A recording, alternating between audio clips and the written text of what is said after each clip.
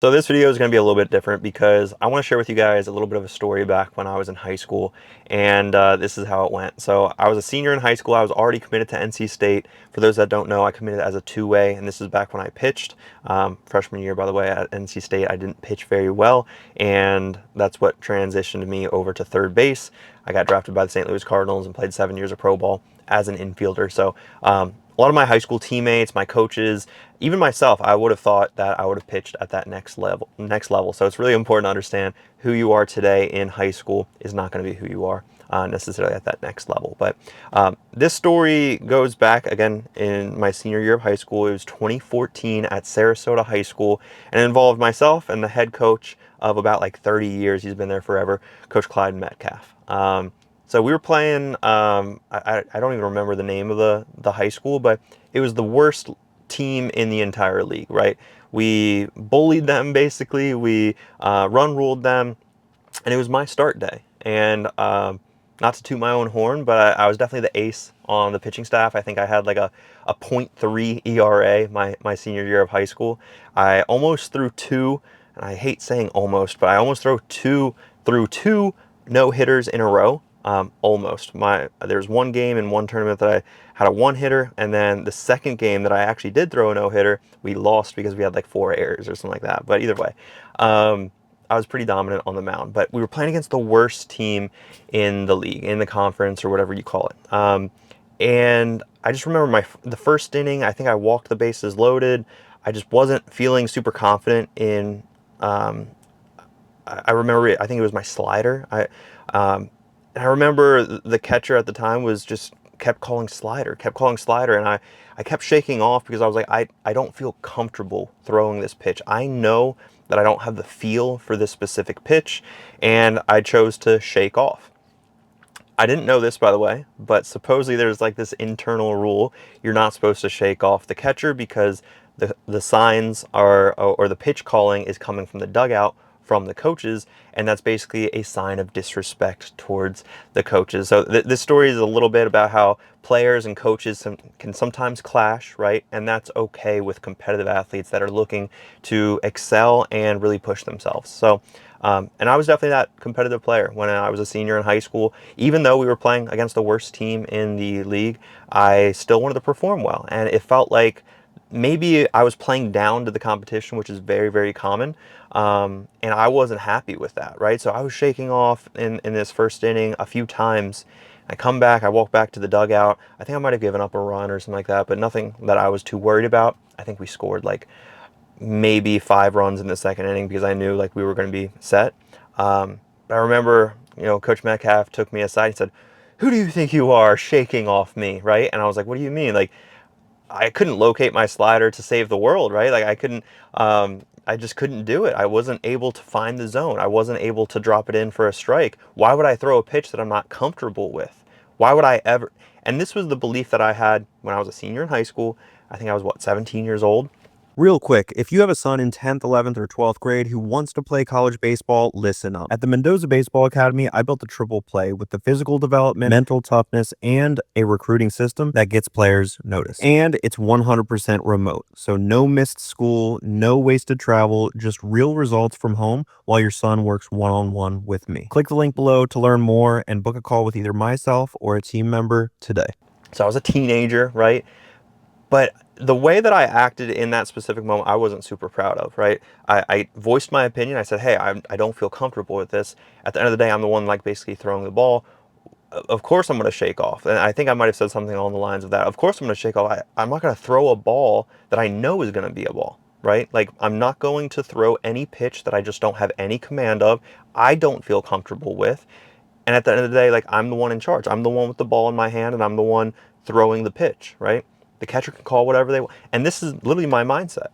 And I didn't know, but of course that was a rule supposedly at Sarasota High School, which we were like nationally ranked basically all 3 years that I was in attendance at Sarasota High School. But either way, yeah, I voiced my opinion a little bit back and we kind of got into it a little bit back and forth, and then out of nowhere, you're done. You're done for the day. You're out of the game. And I was a two-way player, so I like at first I was like, oh, like is he just gonna put me at shortstop, which was my primary position, secondary position, whatever you want to call it. But no, it turns out he just quite literally took me out of the game. He pulled me in, I think it was the first, halfway through the first inning, right? We were in the dugout when he pulled me, and another pitcher pitched the game. And I remember the thing that I was really frustrated about was, even today, I remember how I acted. And that was really just a result of like not knowing how to control my emotions. I remember I sulked. I sat in the corner. I just wasn't a great teammate. I didn't act the way I should have been acting, especially like I'm really happy that obviously the dugout is covered. It wasn't a chain link fence, but I'm really happy no one saw the way that I acted other than maybe my teammates and my coaches, which, you know, they're going to see the good, bad, and the ugly. And that's something that I did learn throughout professional and college baseball is, you know, you're part of a team, you're part of a family. They are going to see you go through tough times. They are going to see you excel and be super happy. There are going to be times where you're super sad, and you know there are times where your teammates truly need to pick you up. But this was one of those times where I just put myself in the corner. I untucked my jersey. I was kind of just I was throwing a fit, for a lack of better words, right? And again, like even just thinking about this, I was not happy. But the reason that I really wanted to share this story with you guys is because when I got to college, my first ever pitching meeting, Coach Foxhall, who I think is at the time of recording might be still the pitching coach at Mississippi State, it was the first time he was the pitching coach at NC State, and we were in this auditorium in the training center. I forgot where it was, but at NC State, and they basically said at the end of the day, we're going to call pitches that we feel like are best use in this specific situation. Our recommendation does not mean you have to throw this pitch. So I was like, oh my goodness, this is amazing. I can shake off. I was like, I said, like, basically in my mind, I was like, Coach Metcalf, you were wrong. You were wrong. And this is what I was thinking. But at the end of the day, it makes sense, right? And that was the mindset, again, that I reverted back to when I was in high school. I was like, well, at the end of the day, I'm the one that's throwing the pitch. But so, and then also through professional baseball, it's the same concept. No one's going to hold you responsible unless things go bad, right? If things go bad, you're going to have to answer the question, okay, why'd you throw this certain pitch? Why'd you do this? Why'd you do that, right? But there's never really going to be a time where in professional baseball or in college baseball, in my opinion, where you have to throw a specific pitch in a specific count and you have to do exactly what the coach, because that's removing the emotion or the thought process of a competitor like myself, right? When I was in high school, I knew if I was throwing my changeup for a strike, like let's just keep throwing changeups for a strike, right? If I can command my fastball, let's keep throwing that fastball. If my slider, for whatever reason, I was choking it or whatever the case may be, I kept throwing it in the dirt. Why keep repeating something if it's not actually going to, you know, give me the best results, right? But the wrapping of that story, the whole kind of real purpose of telling you guys that story, because Coach Metcalf and I, we there were times where we got along, there were times where we butted heads and clashed. But the next game that I started, this is kind of the fulfilling part of the story, right? And this is where I had that internal thought of, I'm on the right path. I believed in myself. I spoke up in the right moment. I didn't necessarily go about it the right way, right? But these thoughts that I had when we were playing against the worst team are true, right? I'm the pitcher. I'm the one in control of the game. So my next outing, we were playing against probably the top 10 team in the country. It was always us versus Venice High School in Venice, Florida. We both just had an incredible group of players that grew up in Sarasota, Florida, Venice, Florida, Tampa, like areas, and we were just super competitive. And a lot of those guys, we grew up together through travel ball, and we just always played competitive, a competitive high level of baseball. We took the game seriously. So between Sarasota High School and Venice High School, I think we had a combination of maybe, I would want to say, between that game alone, we might have had 15 guys that got drafted between the two teams. I know for Sarasota High School, my draft class, I think we had 7 or 8 guys that got drafted just in my graduation class. So crazy talent. But either way, really, really big game. We both wanted to win that game, Coach Metcalf and myself, and obviously the entire Sarasota Sailors, you know, all my teammates. But Long story short, guys, there was about 1,500 fans at Venice High School. It was a buzzing, I want to say Friday night game, and we won in extras. I think it went 8 innings, and I threw 7 innings. Technically, like a complete game, right? If it ended, but I think it was like a 1-1 game. I think I remember Mike Rivera hitting an RBI double down the left field line, and that was the only run, maybe. It might have been 2-2. But either way, I pitched the game. I pitched extremely well. So what happened between pitching extremely well and this terrible outing that I didn't have, that I got yanked from with the worst team the start before? Well, I throw my bullpen right before this Venice game. It's the biggest game probably of my high school pitching career, and a lot of eyeballs. I think even probably a dozen college coaches with their clipboard, some pro scouts, because obviously this was a high intensity game. Right after I throw my pre-game bullpen, right? I throw maybe my 15, 20 pitches in the bullpen.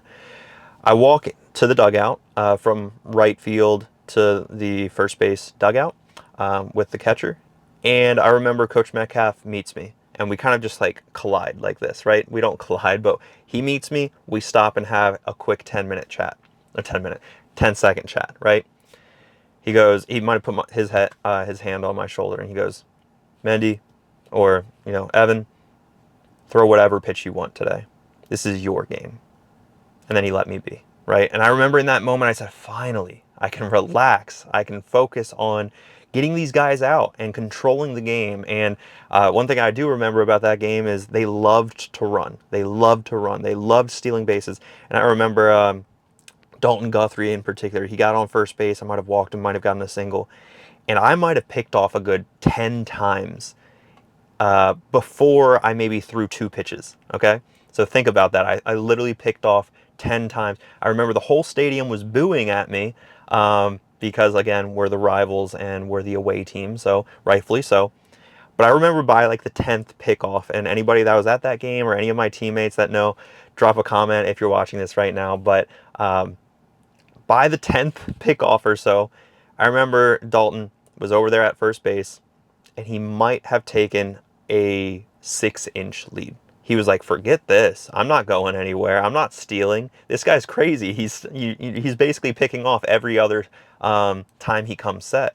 And it's, I can't get a jump off that. How am I supposed to steal?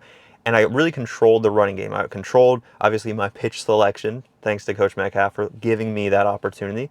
But again, it came to that realization for me right before that game where I was like, I can take a deep breath. I'm on this right path mentally, physically. I'm putting in the work. He knew I was putting in the work. I made crazy gains between my junior and senior year where I went from 82 to 88 miles an hour in a span of like 3 months in the fall and winter time. So he knew I was putting in the work. He knew I was a serious competitor. And I don't want to say caved in, but he allowed me to be me, right? Which I think is a reason why he's coached high school baseball for probably close to 40 years, guys. He's an absolute legend at Sarasota High School. But he knew in that moment, maybe the ego, maybe the comment, he knew I was a little bit of a hard head, right? And I was a little frustrated with him taking me out the start before, and maybe there's that chip on my shoulder for this next game. But I think by him coming up to me, not only gave me the confidence of throwing whatever pitch in the game, right? That didn't matter. I think what really mattered was me coming to my senses that mentally I am exactly where I need to be. Not only in the college recruiting process, I was already committed, guys. Not only in the college recruiting process, but also just in my physical development, in my player development, in my mental development. A lot of high school baseball players will neglect the mental side of the game, and things like that will never happen because you're the one to cave, right? Coach Metcalf, I don't want to say he was the one to cave, but I remember I stood up what I felt like actually it mattered. It mattered to be able to pitch whatever pitch I wanted to. It mattered to acknowledge my confidence and my lack of confidence, right? I think a lot of players are sometimes, how do I want to say it, too boastful maybe and too confident that sometimes like I'll be hitting up, players in the DMs, say, hey, what are you struggling with the most? And players will sometimes say nothing, right? That doesn't show any level of, number one, maturity, number two, any self-awareness or self-recognition of what we're good at and what we're not so good at. So like, how are any coaches at the high school level, professional level, college level, how are they going to help if you don't know what you're good and what you're bad at, right? So these are things that are important in my eyes at the high school level, and if not, maybe a little bit before. And I think in seventh, eighth grade is when I really started to develop this confidence. I remember I went to a middle school where lacrosse was really big. So I remember having a lot of, my classmates hating on me because lacrosse players and baseball players don't really get along. But I remember I just had to have this confidence about, what I'm doing. I'm on this path. I'm doing things the right way. I'm developing the right way, and confidence is a byproduct of when you're doing those things the right way. If you're completely just neglecting all these things and you expect to have confidence, that's where a lot of high school baseball players will go wrong, and you're never going to really truly feel fully confident. Maybe you're like 70, 80%, right?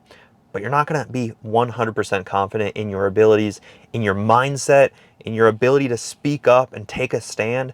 Guys, these are things that I think kind of just wrap up, and in summary, that story that I wanted to share with you guys is, there are going to be times where you feel challenged. You feel like you need to take a stand. If I wanted to give you guys a quick little glimpse, and maybe I'll make another video about this, at NC State, I was not a starter my sophomore year. I had to work extremely hard, showcase to the head coaches, or to the head coach and all the coaches really, that I was a hard worker. They caught me in the cages probably at 1 a.m. a handful of times, and I remember my sophomore year, I hit like 500 in preseason games, but there was a senior in front of me at third base. So they gave him a shot for like 2 or 3 weeks. And I remember I had some difficult conversations with Coach Avent on why I felt like I deserved to play. And I really took that stand. But I want to make sure that I'm also not steering you guys in the wrong direction, right? I think some parents that listen to this story might think, I'm going to tell this to my son, my player, and I'm going to tell him to take a stand against the high school coach. No, don't do that. More than likely, that's not the right way of going about it. And thinking about, and this is why I'm telling you, it's probably not the right way to go about it, because ever since, let's just say, seventh grade, eighth grade is when I kind of like remember, right? Majority of coach interactions and how I went about my business. From seventh, eighth grade to 2023, which I was, I think, 27 years old, there was maybe 2 times that I challenged a coach, right? Maybe three, where I felt like it was necessary, right? I wanted to show that I was confident in my abilities. I deserved more playing time. That was more at NC State and in pro ball, where I was like, hey, I don't want to be playing third base or second base or first base. I want to be the shortstop. And I took a stand, and I got what I asked for because I put in the work, and all it took was one opportunity that they gave me, and then I took that opportunity and ran with it. And I don't really like saying given an opportunity, because I really earned it. And thinking about like the 2 or 3 times that I've taken a stand against coaches or felt like I deserve something, guys, switch perspectives real quick. You're the coach, you're the high school coach, and you have a player that's so adamant about their own abilities that they want that extra playing time. They, again, in the right controlled environment, this is where guidance and making sure that you're going about it the right way is important, because I didn't have that person to lean on. I didn't have a mentor. That's why I've built out the Mendoza Baseball Academy, because I want to become your son's best coach in not only the recruiting process, not only the physical development, but really overall player and human development, if we really want to take it that far, because there are certain aspects of time management skills that your son's going to need to have in college. Understand how to have adult conversations with coaches without being disrespectful. So that's where I like to say, like, a parent might listen to this video and tell little Johnny to combat with the coaches, or, oh, this is my calling card to speak up for my son. That's not the right way about it whatsoever. My parents were never really involved in these interactions with either my college coaches or pro coaches or high school coaches. Guys, if your son is a high school baseball player, there is nothing, and a lot of people might get frustrated with this comment, there's nothing that you can do that's going to help your son get to the next level. It has to come from him, right? And that's where it gets really difficult, because, like, as a parent, sometimes you know a little bit better than your son, and you can see that your son's not taking the game seriously.